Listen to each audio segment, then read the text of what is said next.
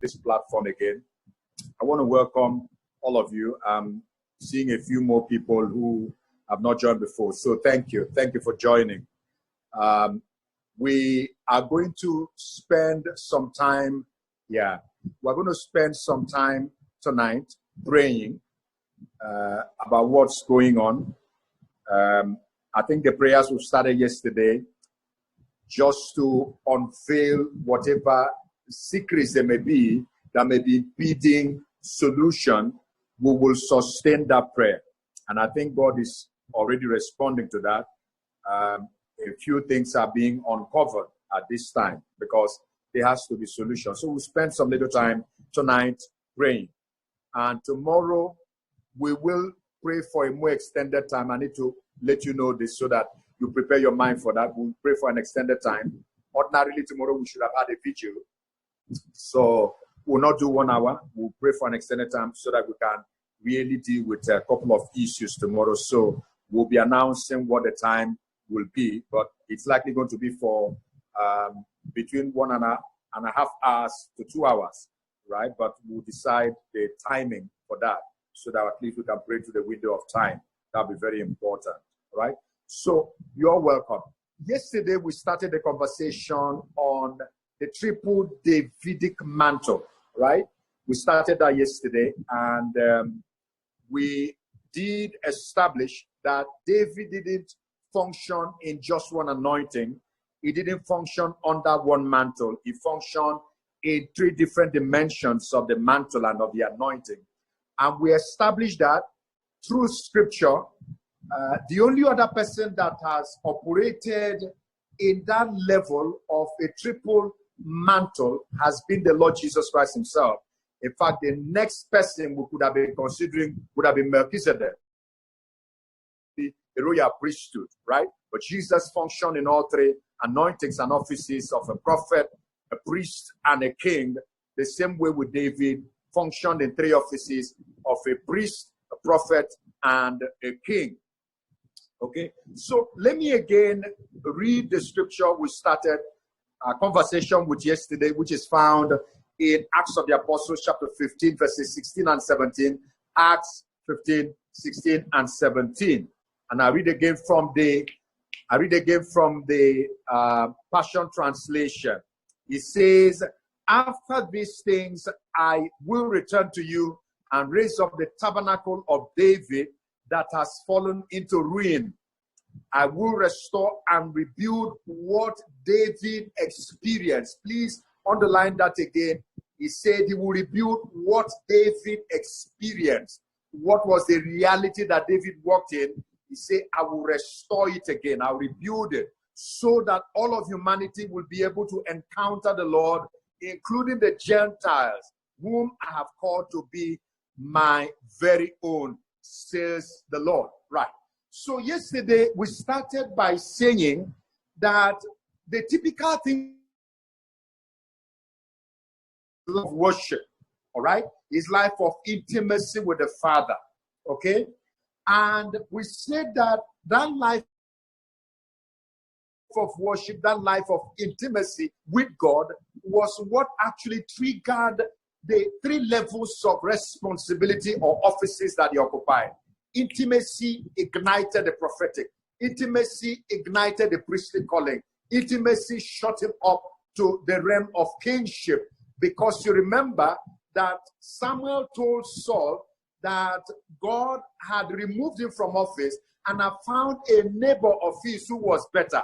What made David better? It was his life of intimacy. And God was later to say that David was a man after his own heart. David was a man after his own heart. David was a chaser. David was after God's heart. He launched himself, the whole of his being, into, chasing after the heart of God, trying to please the Lord, trying to drive himself to just that place of intimacy with the Father. And God saw that his heart was not inclined to any other ambition, any other passion apart from a passion for God. And that was how God began to release all of these anointings upon his life. And I dare say that intimacy, even in our time, will unlock the prophetic. Because Revelation is born out of intimacy. Anytime you are close to any man, he will reveal his heart to you. All right? So that is what unlocks all of this. So if you want to activate the prophet, you want to activate the priestly, you need to launch yourself into that place of intimacy. I think that was a starting point yesterday, that intimacy unlocked all the other things we began to see in David. Right. So we also established that these three dimensions of the anointing, that is what God expects of a matured church. As the church matures in its spiritual work, as we mature in our spiritual work, God wants a completed church that will operate in these three dimensions. It will operate in the prophetic. So we'll have a prophetic church.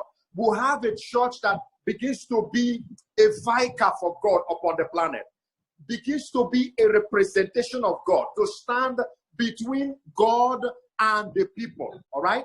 That is the church that God is looking for. And it will be a kingly church that will govern in the realm of the spirit, that will legislate upon the atmosphere, that will speak to power, that will actually direct kings on the earth.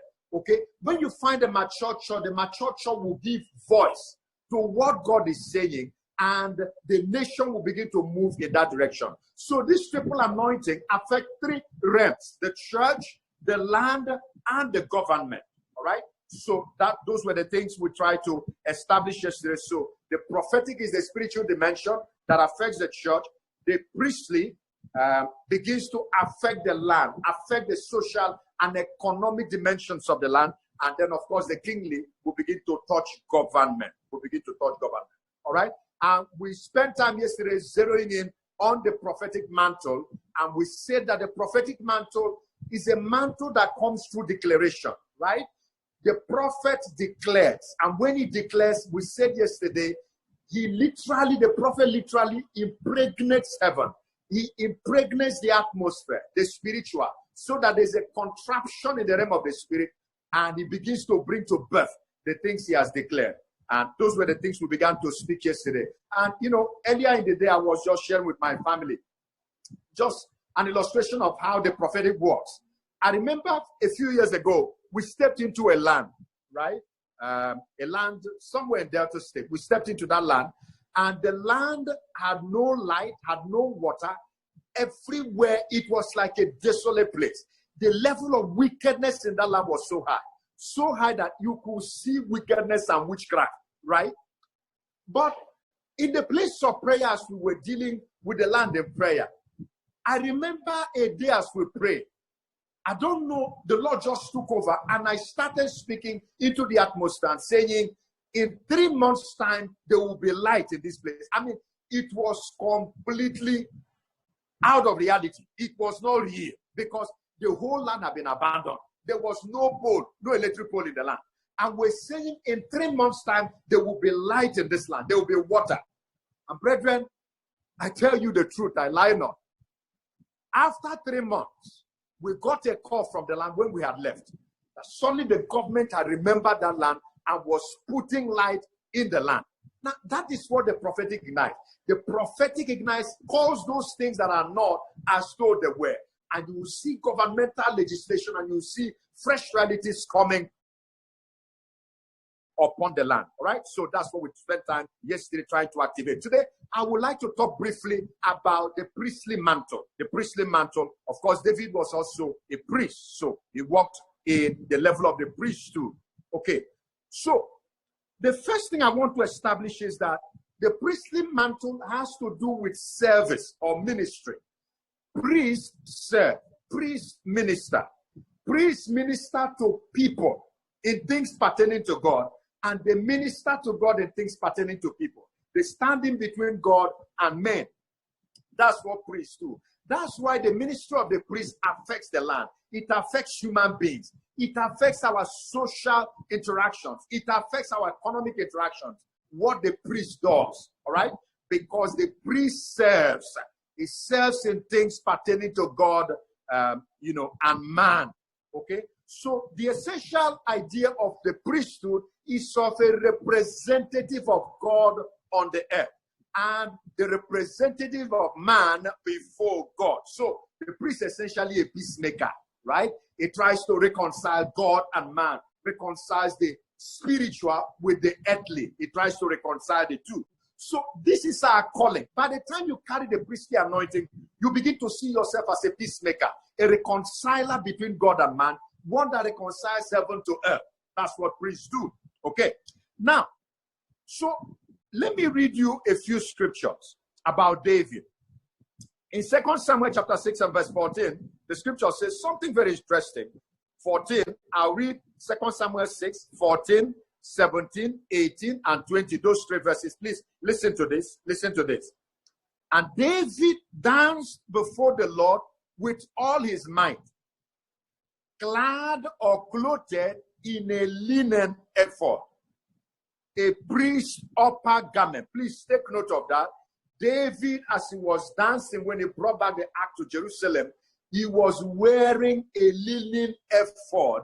And my Bible says in parentheses, is the priest's upper garment he was wearing. He was wearing a cloth that was designed only for the priest, right? By verse 17, we read this. They brought in the ark of the Lord and set it in its place inside the tent, which David had pitched for it. And David offered the burnt offerings and peace offerings before the Lord. Come on now. David was offering a burnt offering before the Lord. Okay? And this is the duty of a priest. You read the next verse. When David had finished offering the burnt offerings and peace offerings, he blessed the people in the name and the presence of the Lord of hosts. All right? Now, verse 20, then David returned to bless his household. Let me show you one more scripture in 1 Samuel chapter 37 to 8. This was after the battle at Ziklag, where the enemy had come and raided the land where David was and, carried things away and so on and so forth. So you hear David's response was this. David said to Abiathar the priest, now this is what baffled me. David is talking to a priest. Okay, Abiathar the priest, Ahimelech's son, he said, I pray you, bring me the ephod. And Abiathar brought him the ephod. The priest brought him the ephod, the instrument of inquiring before the Lord. He brought him the ephod. And David inquired of the Lord, saying, shall I pursue this troop? Shall I overtake them? The Lord answered him, pursue, for you shall surely overtake them, and without fail recover all. So, a few things to establish. David was a priest. How? He wore the garment of the priest in verse 14. 1, he offered burnt offerings in verse 17. 2, he inquired of the Lord with the ephod in 1 Samuel 37 to 8. Right. So we established that David was a priest. The second thing we know about David and his priesthood was that priests bless. And David blessed the people, and David blessed his household. So he was a priest, unarguably. Now let me talk to you about the priesthood mantle. Now, this is where you begin to understand it. The priest is called to bless. That is the primary function of the priest. Now, the benediction, say the priest will bless the people, that's Psalm 20. It is the priest that will invoke that blessing upon the people. And we saw David blessing people. So the priest blesses. And in blessing, listen to what blessing does. When the priest blesses, he literally activates and creates expansion and increase. Okay, please listen to this. Because God will be empowering our spirit to become blessers. As we gather upon our lives the priestly mantle, our mouths will be quick to bless. And we will be putting the blessing on people, putting the blessing on land, putting the blessing on institutions. What does the blessing do? The blessing creates expansion. It creates increase. All right? When Jesus took the bread and blessed it, it could go around 5,000 men. Why? Because a priest had invoked the blessing upon the bread. My friends, as you come under the priestly mantle, Anika Melanto Suvra, I want to speak to you that when you open your mouth and utter a blessing upon your children, upon your spouse, upon an institution, upon a community, what are you going to be doing? The blessing causes an expansion. Things will just, pull out like this. Things will increase because you have uttered a blessing upon it. Things cannot remain in the state where they are because the priest has blessed it. And I want to speak to your spirit that as you get ignited by this priestly anointing, the things you speak to will multiply. The things you speak to will expand. The things you speak to will increase. This is what the priestly anointing does when the priest blesses. So the priest blesses, and when he blesses, there is an expansion. There is an increase. Eli blessed Hannah. Come on. What happened? Hannah brought forth, right? Melchizedek blessed Abraham. Go and check out the life of Abraham. He paid tithe, and Melchizedek blessed him as a priest. All right? So priests bless, right? And their blessing cause expansion. Priests engender economic shifts. When priests bless, things become larger. Things are expanded. So in this season where we are talking about economic realignments, as we come under the priestly anointing, we will speak to things. We will speak to economic realities, and you begin to see expansions in the name of Jesus Christ. Expansions in careers, expansions in ministry, expansion. See, the lives of people will grow larger because the priest has spoken. And I stand today over your life, and I speak the blessing. I speak expansion to your career. I speak expansion to the work of your hand. I speak expansion, yes, to the business that you do. I speak expansion to your family. Let the barren be fruitful. I speak expansion by the mercies of God and by the priestly calling in the name of Jesus Christ. Amen, amen, and amen. Listen, this is what the blessing of the priest does. It creates expansion. It stretches things beyond the normal places where they have been. Priests create transitions by their word. Now watch the scripture. You will notice that anytime God wants to create a transition, maybe between one king and the next king, he will send a priest to anoint the next king. But when God wants to create a major shift, that is a disruption, bringing something new, he sends a prophet. So priests create transition. Priests move things, the same thing, from one level to another level. That is what the priestly anointing does. That a child that is in school, as I bless him, his intellectual capacity simply expands. He blows out. Listen to me, friends.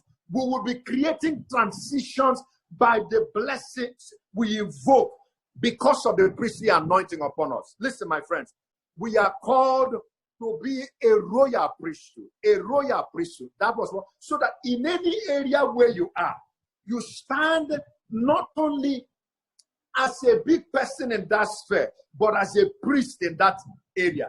You may be a big manager in an office. God has called us to become priests in that place, to begin to reconcile the institution to God, to begin to reconcile God to the institution where you are, reconcile your neighborhood to God. That's what the priestly calling does.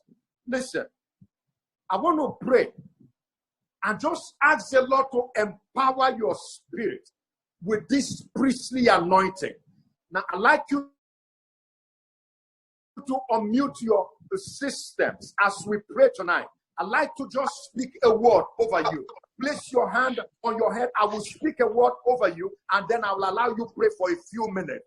Father, in the name of Jesus Christ, based on the authority of your word tonight, I begin to speak an activation. Neka, mani, usanfrena kataya, ilento subre antayaba, ikanikaba. Activate the anointing and the mantle of the priesthood upon everyone in this platform tonight. I ask, oh God, that every man's spirit be empowered from this moment, that out of the bowels of our spirit, we begin to speak a blessing to our world, Begin to speak a blessing to the land. Begin to speak a blessing to our families. Begin to speak a blessing to our communities. Begin to speak a blessing to the institutions where we are, where we walk. Kambe, Antoyaba, Likantosia. Your words from today cease to be ordinary words. The words of power, the words of blessing that come from you will begin to create transitions. Will begin to create expansions. Will begin to create increases. In the name of Jesus Christ. Thank you, my Father. Open your mouth and begin to bless the Lord for the activation of the priestly coming.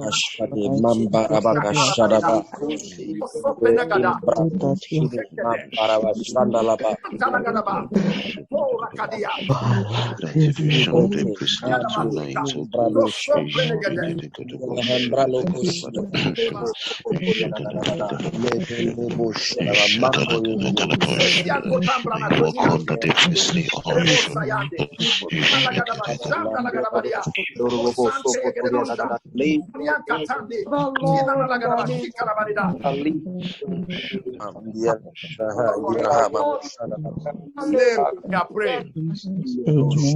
Jesus' name we are praying. All right, we're going to go into a session of prayer for what takes over. I'd like to just mention to you, we prayed earlier in the day, and trying to just activate solutions. I believe in my spirit that suddenly you will start hearing of solutions here, solutions there, solutions there. Suddenly, all right? God is going to raise solutions to the current issue, all right? Suddenly, solutions are going to spring forth. We are going to be ordaining in the spirit solution providers to this. There is a solution. The Lord said to me this afternoon, the cure is in the land. The cure is in the land. The cure is in the land. In this nation, there's a cure. The cure is in the land. All right? There are solutions that will come from the commitment of political leaders. There's a cure. There's a cure. There's a cure. All right? I want you to have that in your spirit as we begin to pray tonight over the church and over this issue. I want to hand over to David. Pastor David, are you there? Yes, I'm here. All right, please take over. God bless you. God bless you, sir.